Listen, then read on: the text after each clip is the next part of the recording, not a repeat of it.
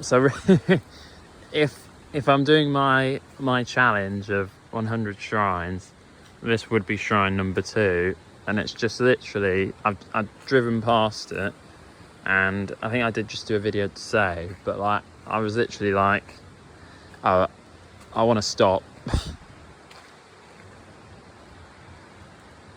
It's very like hidden away. The box there, that's like locked, I think.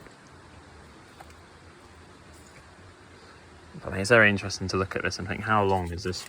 I almost don't want to touch it, but how long has this been in here for?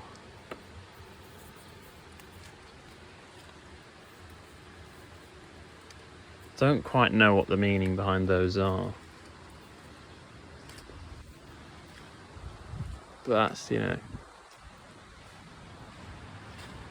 it's just right along the, you know, the road, which I think is just sort of hidden away. Don't want to trip.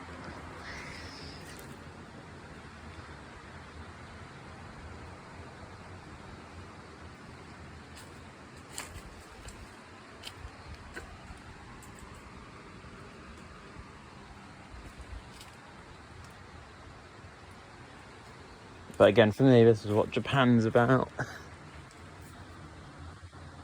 It's just, I don't know.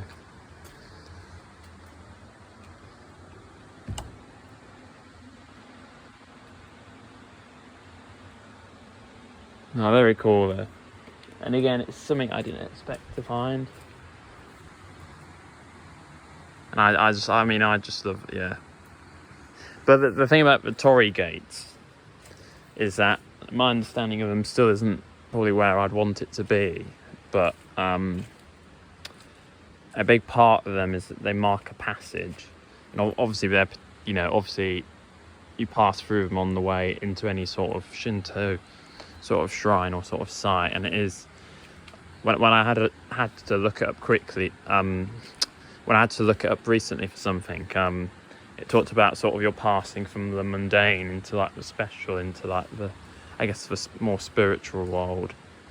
And essentially that's kind of what you're doing, isn't it? You're going through, it's a bit like, I don't want to go too creative writing focused, but if we talk about the hero's journey and that sort of progression from,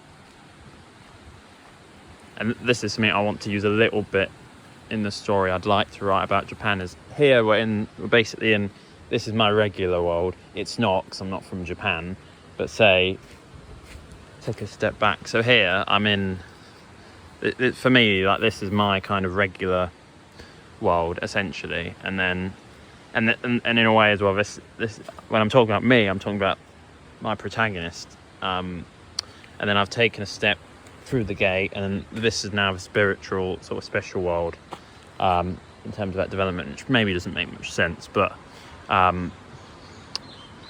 it might do. I don't know. I can picture it a bit more easily because I know the story, and I know the hero's journey. But nah, pretty neat, cool little find. I'm sure there's probably quite a lot of these dotted around, but just even that's just really quite nice. And I do kind of like how I love the sort of shots of the bright red torii gates, and they're quite sort of, I guess, iconic. But these I quite like just for how kind of seamlessly they blend in with the wood and the sort of fadedness and the fadedness and just the moss at the top really does sort of suggest how long it's been here for. And yeah, I couldn't begin to tell you, but I mean, probably hundreds of years, I don't know, that might be a bit too optimistic, I don't know, but yeah, beautiful. And I quite like this one because I've literally just literally off the main road. I don't imagine many people would stop here at all, actually. So no, pretty nice. So that's number 2 out of 100. And I think I do want to do like a charity thing out of it. I think I will. I just need to set it up first. But yeah, beautiful. And just look at that. That could literally be my phone sort of screensaver wallpaper there. Fantastic.